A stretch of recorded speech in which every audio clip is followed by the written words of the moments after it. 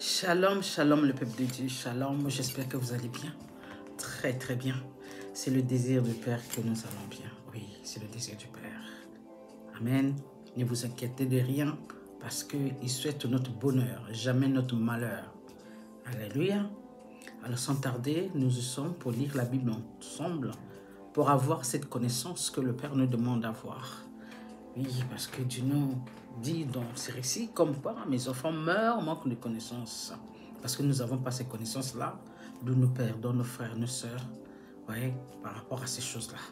Nous qui sommes encore ici, nous devons faire des efforts pour avoir cette connaissance que le Père nous dit d'avoir. Et ces connaissances-là, ça se trouve dans la Bible. D'où nous devons lire la Bible afin que le Père nous livre ces vérités. Amen. Alléluia. Sans tarder, je vais prier brièvement et nous allons commencer à lire la Bible ensemble. Tendre Père, merci Père de nous permettre d'être encore dans ta présence afin de lire la Bible ensemble. Merci de nous illuminer, d'ouvrir notre intelligence afin de comprendre tes récits. Dans le nom de Jésus Père, ainsi j'ai prié. Amen, amen et amen.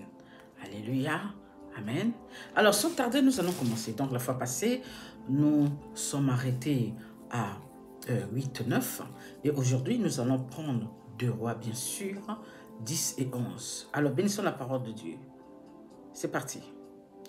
Il y avait dans Samarie 70 fils d'Achab.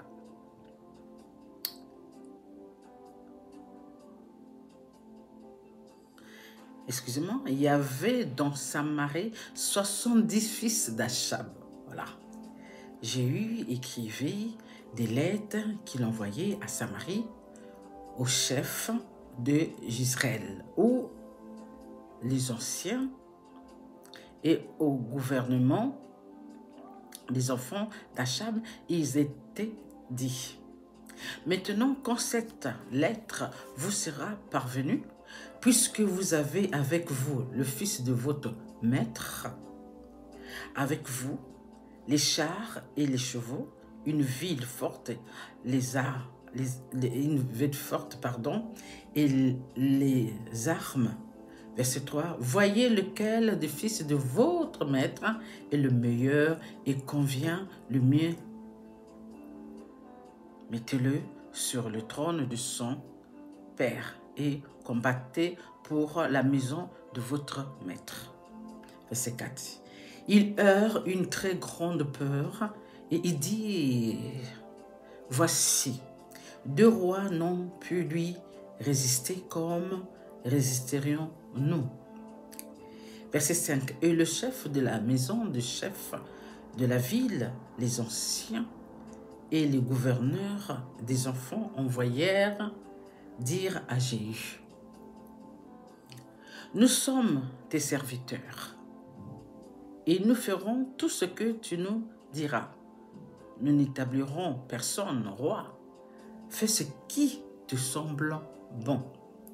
Verset 6. Jéhu leur écrivit une seconde lettre où il était dit, si vous êtes à moi et si vous obéissez à ma voix, prenez les têtes de ces hommes, fils de votre maître, et venez auprès de moi.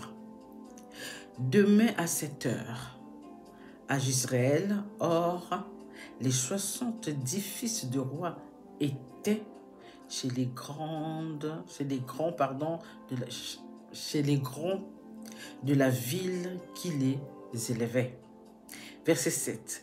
Quand la lettre leur fut parvenue, ils prirent les fils de roi et ils égorgèrent les 70 hommes. Puis ils mirent leurs têtes dans des corbeilles et les envoyèrent à Jéhu à Jezreel. Verset 8. Le message vint les informer en disant, ils ont apporté les têtes des fils du roi. Et il dit, mettez-les en 2 tas, à l'entrée de la porte jusqu'au matin. Verset 9. Le matin, il sortit et se présentant à tout le peuple, il dit, vous êtes justes, voici, moi, j'ai conspiré contre mon maître et je l'ai tué. Mais qui a frappé tout ceci? Verset 10. Sachez donc qu'il ne tombera rien à terre de la parole de l'Éternel, de la parole que l'Éternel a prononcée contre la maison d'Achab. L'Éternel accomplit ce qu'il a déclaré par son serviteur Élie. Verset 11. Et Jéhu frappa tout ce qui restait de la maison d'Achab à Jezreel. Tous ses grands, ses familiers et ses ministres sans en laisser échapper un seul. Verset 12. Puis il se leva et partit pour aller à Samarie, arrivé à une maison de réunion des bergers. Sur le chemin, verset 13, Jéhu trouva les frères d'Achazia, roi de Juda, et il dit, « Qui êtes-vous » Ils répondirent, « Nous sommes les frères d'Achazia, et nous descendons pour saluer les fils du roi et les fils de la reine. » Verset 14, Jéhu dit, « Saisissez-les, vivants. » Et ils les saisirent vivants et les égorgèrent au nombre de 42. À la citerne de la maison des réunions, Jéhu n'en laissa échapper aucun. Verset 15. Étant parti de là, il rencontra Jonadab, fils de Rekab, qui venait au-devant de lui. Il le salua et lui dit, « Ton cœur est-il sincère, comme mon cœur l'est envers le tien ?» Et Jonadab répondit, « Il l'est. » S'il l'est, répliqua Jéhu, « Donne-moi ta main. » Jonadab lui donna la main, et Jéhu le fit monter auprès de lui dans son char. Verset 16. Et il dit, « Viens avec moi et tu verras mon zèle pour l'Éternel. » Il l'emmena ainsi dans son char. Verset 17. Lorsque Jéhu fut arrivé à Samarie, il frappa tout ce qui restait d'Achab, Samarie, et il les détruisit entièrement selon la parole que l'Éternel avait dite à Élie.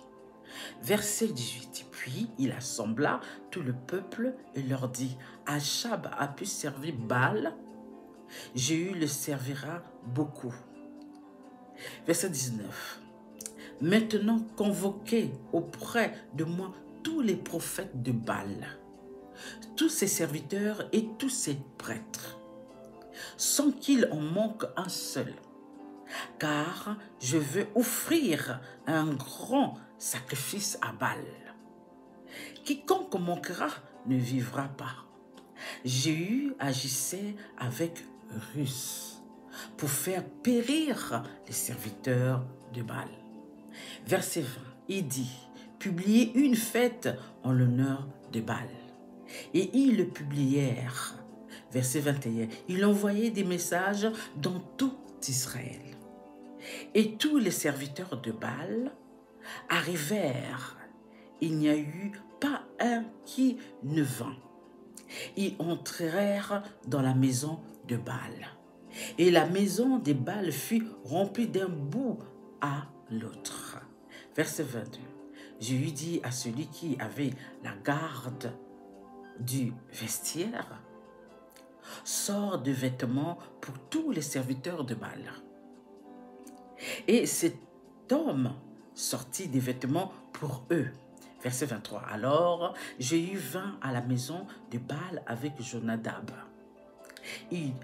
fils de Rekab, et il dit aux serviteurs de Baal, « Cherchez et regardez afin qu'il n'y ait pas ici des serviteurs de l'Éternel, mais qu'il y ait seulement des serviteurs de Baal. » Verset 24. Et ils entrèrent pour offrir des sacrifices et des holocaustes. Jéhu avait placé dehors 80 hommes en leur disant: celui qui laissera échapper quelqu'un des hommes que je remets entre vos mains, sa vie reprendra de la sienne. Verset 25. Lorsqu'on eut achevé d'offrir les holocaustes, Jéhu dit aux coureurs et aux officiers: entrez, frappez-les, que pas un ne sorte, Et ils les frappèrent du tranchant de l'épée. Les coureurs et les officiers les jetèrent là. Et ils allèrent jusqu'à la ville de la maison de Baal. Verset 26. Et ils tirèrent dehors les statues de la maison de Baal et les brûlèrent. Verset 27. Ils renversèrent la statue de Baal. Ils renversèrent aussi la maison de Baal. Et ils en firent un cloque qui a subsisté jusqu'à ces jours. Verset 28. Jéhu extermina Baal du milieu d'Israël. Mais il ne se détourna point des péchés de Jéroboam, fils de Nabat, qui avait fait pécher Israël. Il n'abandonna point les vœux d'or qui étaient à Bethel et à Dan. Verset 30, l'Éternel dit à Jéhu: parce que tu as bien exécuté ce qui était droit à mes yeux, et que tu as fait à la maison d'Achab tout ce qui était conforme à ma volonté. Tes fils jusqu'à la 4e génération seront assis sur le trône d'Israël. Verset 31. Toutefois, Jéhu ne prit point garde à marcher de tout son cœur dans la loi de l'Éternel, le Dieu d'Israël. Il ne se détourna point des péchés que Jéroboam avait fait commettre à Israël. Verset 32. Dans ce temple-là, l'Éternel commença à entamer le territoire d'Israël. Et Hazaël les bâtit sur toute la frontière d'Israël. Verset 33. Depuis le Jourdain vers le soleil levant, il bâtit tout le pays de Galad, les Gadites, les Rubénites et les Manassites, depuis Aroër sur le torrent de l'Armon, jusqu'à Galad et à Basson. Verset 34. Le reste des actions de Jéhu, tout ce qu'il a fait et tous ses exploits, cela n'est-il pas écrit dans le livre des chroniques et des rois d'Israël? Oui. Verset 35. Jéhu se coucha avec ses pères et on l'enterra à Samarie, et Joachaz, son fils, régna à sa place. Notre dernier verset 36. Jéhu avait régné 28 ans sur Israël à Samarie. Poursuivons notre deuxième page. 2 Rois 11. Athalie, mère d'Achazia, voyant que son fils était mort, se leva et fit périr toute la race royale. Mais Joshaba, fils du roi Joram, sœur d'Achazia, prit Joas, fils d'Achazia, et l'enleva du milieu des fils du roi.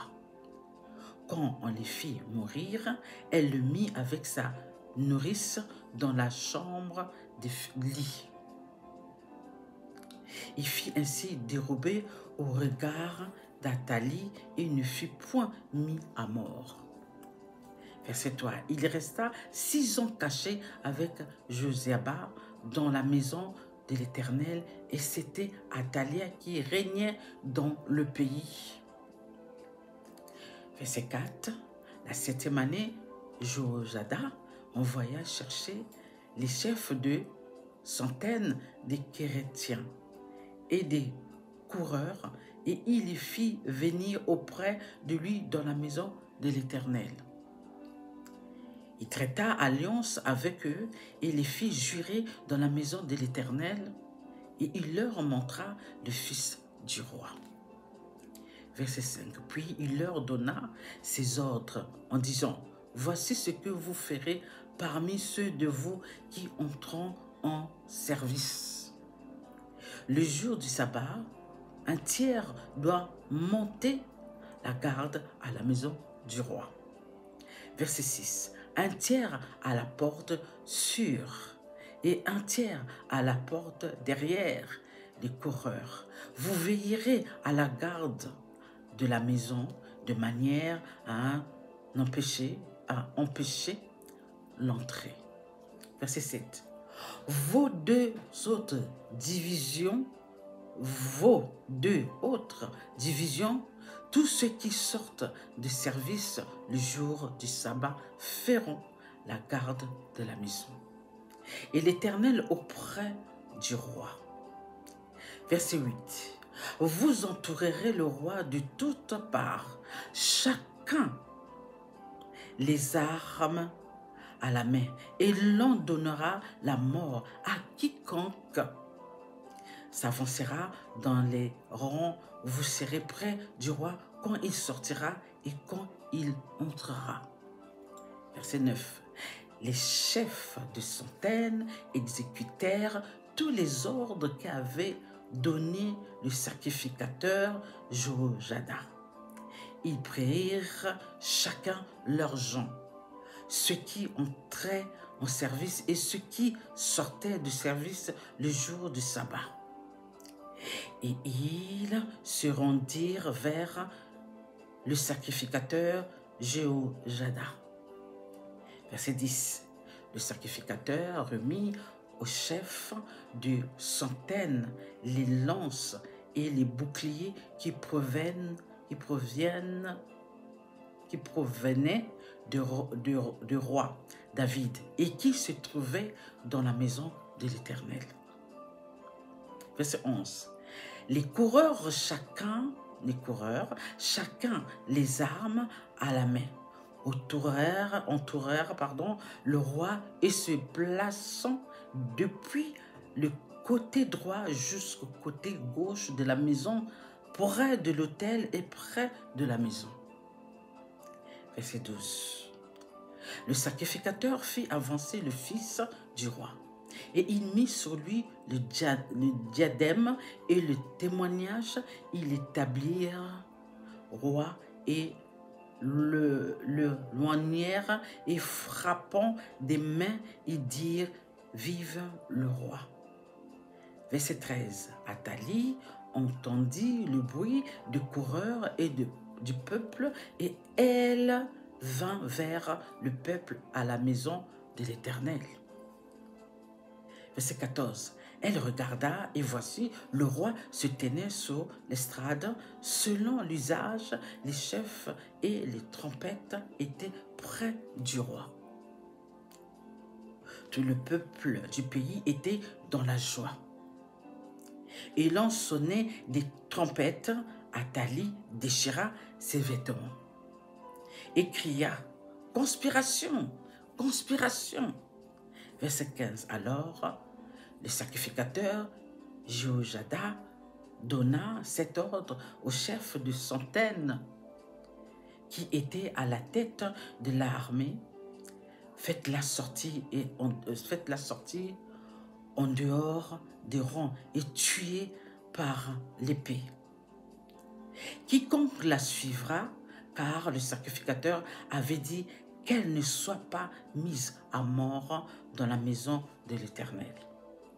Verset 16. On lui fit placer et elle se rendit à la maison du roi par le chemin de l'entrée des chevaux. C'est là qu'elle fut tuée. Verset 17. Jehojada traita entre l'Éternel, le roi et le peuple d'alliance par laquelle il devait être le peuple de l'Éternel. il établit aussi l'alliance entre le roi et le peuple. Verset 18.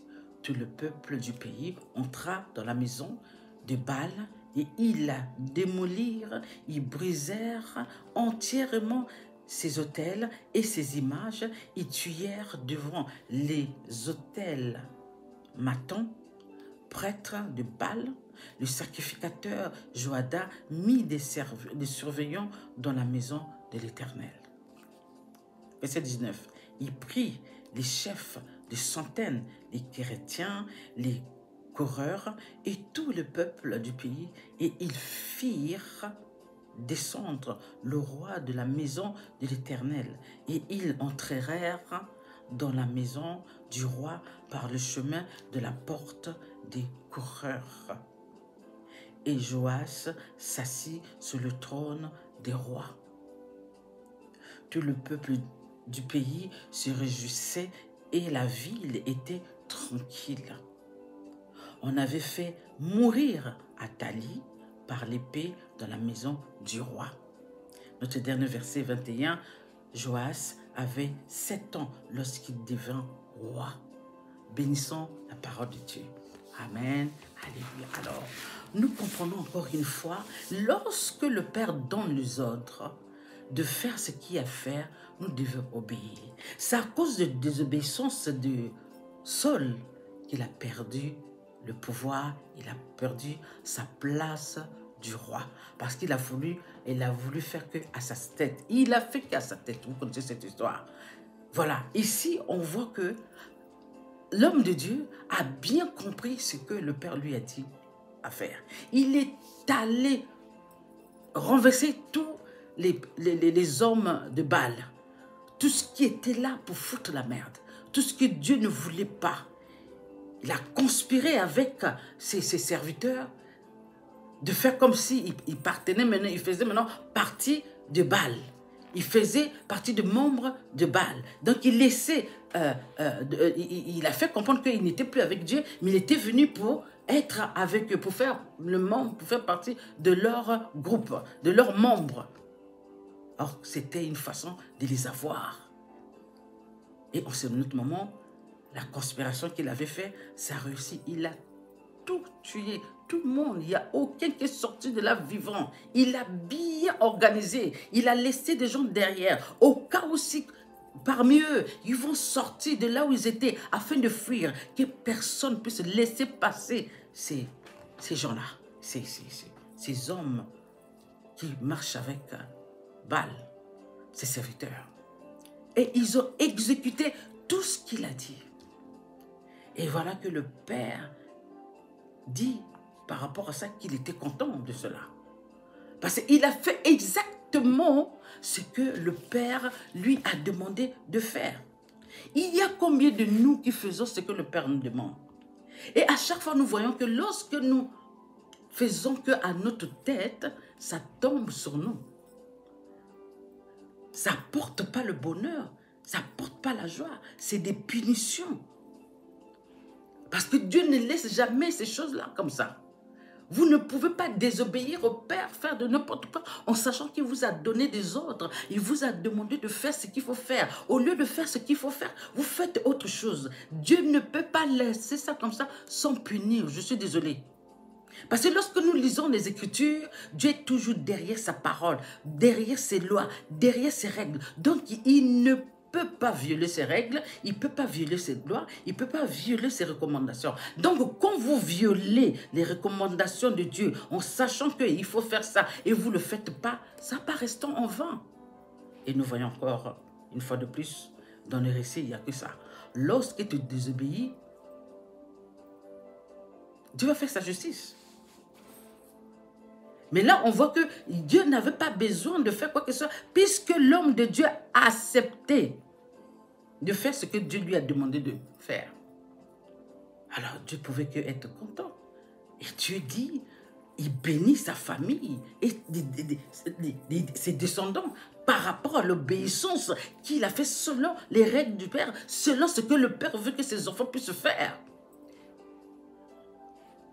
Quand vous acceptez ce que Dieu vous demande de faire, dites-vous, vous n'êtes pas seul. Même si vous savez que vous êtes avec des hommes, dites-vous que vous avez déjà gagné la victoire là. Parce que Dieu va vous accompagner. Il mettra ses anges que vous ne voyez pas pour combattre tout cela. Même s'il y avait des gens dehors, déjà même dedans dans la salle, il a donné conférence pour essayer de leur madouiller. Il y avait déjà des anges là-bas qui étaient déjà prêts à faire ce qu'il faut faire. Si jamais parmi eux, il y avait ceux-là qui voulaient fuir, déjà Dieu avait déjà mis ses anges, l'armée déjà là, au cas où. Il faut savoir que l'armée de Dieu est toujours majoritaire. Ils sont nombreux que ceux-là que nous voyons ici. Et heureusement, je dirais, parce que tout le temps, on n'a pas tout le temps de bonnes nouvelles comme ça. Nous avons plusieurs hommes de Dieu ont failli à leur devoir. Et quand c'est comme ça, Dieu fait sa justice. Ce n'est pas quelque chose qui nous étonne. Parce que la plupart des enfants de Dieu, nous voulons minimiser ce côté-là. Comme le Père dit, fait sa justice, il le fera. Peu importe le temps que ça va prendre, il va faire sa justice. Que ça ne nous plaise ou pas, il va le faire. Parce qu'il ne peut pas accepter que vous manquez de respect, que nous manquions de respect à Dieu. Nous n'avons pas le droit de manquer de respect à Dieu. C'est lui le créateur, c'est lui qui nous a créés, c'est lui qui a créé toutes choses. Alors lorsqu'il nous demande de faire des choses, nous devons le faire. Et quand nous ne le faisons pas, il y a des conséquences. Ça, il faut le dire. Moi, je ne viens pas là pour caresser des gens dans tous les sens. Hein. Quand vous n'obéissez pas, quand on n'obéit pas, il y a des conséquences. C'est là, la plupart des conséquences, là, les gens ne comprennent pas que ça vient de ce que vous avez posé comme acte. Ça vient de ce que vous avez fait comme ceci. Ça vient de beaucoup de choses que nous ne comprenons pas. Et puis, on commence à accuser nos familles. On commence à accuser... C'est pas parfois les familles, c'est ta marche à toi avec le Père, ta manière de faire que le Père a dit non, non, non. Et quand tu ne le fais pas bien, eh bien, il riposte. C'est vrai. Ça n'a pas changé. Personne ne va changer ça. C'est les règles de Dieu. Il est fidèle à ses règles. Le Père ne transgresse pas ses règles, ni les lois, ni quoi que ce soit. Il a mis en place. Il ne peut pas transgresser ça. Alors, lorsque maintenant nous venons pour foutre la merde, pour faire des choses qui ne sont pas adéquates à ces règles, il est obligé de prendre des décisions radicales. Et puis, ces décisions-là, ce n'est pas la joie. Hein? Voilà, c'est des punitions que chacun de nous voit à peu près ici aussi. Donc, à nous de nous remédier, à nous de faire des efforts parce que nous sommes dans des moments de confusion, nous allons dans des moments difficiles, nous allons dans le moment de la fin. Donc, nous devons nous positionner, nous devons revenir sur les pas et demander pardon, se repentir et demandons au Père de nous accompagner. Dites, Père, accompagne-moi, pardonne-moi par rapport à mon comportement. Reconnaissez aussi vos comportements. Chacun de nous se reconnaît comment il est. Quelle attitude que j'ai? Est-ce que j'ai une bonne attitude? Est-ce que je fais des choses bien? Est-ce que je suis ce que le Père me dit? Ou je fais ce que le Père me dit de ne pas faire? Alors, quand vous vous analysez tout ça, comme le Père nous dit souvent, analysez-vous de temps en temps. Examinez-vous de temps en temps. Alors, quand vous examinez, vous voyez qu'il y a des choses par-ci, par-là. Alors, dites au Père, parce qu'il faut savoir une chose, par nous-mêmes, c'est pas possible.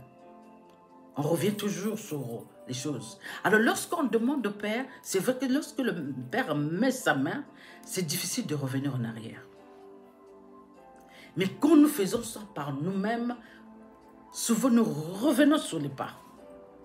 C'est pourquoi il faut toujours demander au Père de nous accompagner dans le chemin-là que nous voulons changer, que nous voulons faire des choses comme il demande, nous voulons marcher dans le droit chemin, nous refusons le mal, nous voulons poursuivre dans le bien et combattre le mal et poursuivre toujours dans le bien, faire du bien autour de nous.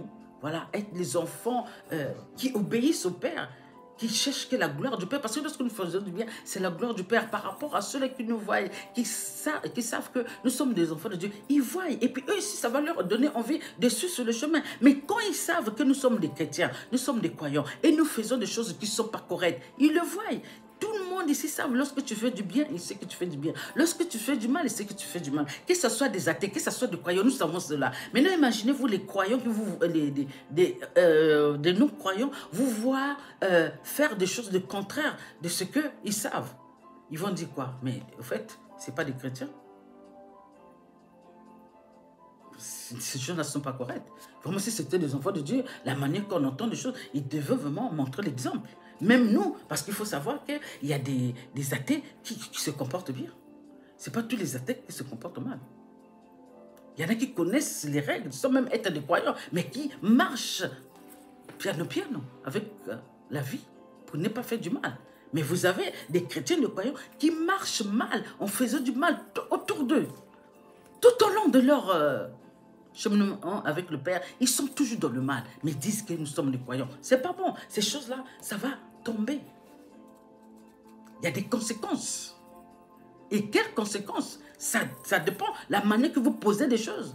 Ça dépend de mesures de choses que vous avez fait. C'est comme ça que si Dieu va vous rendre. C'est ce que nous devons comprendre.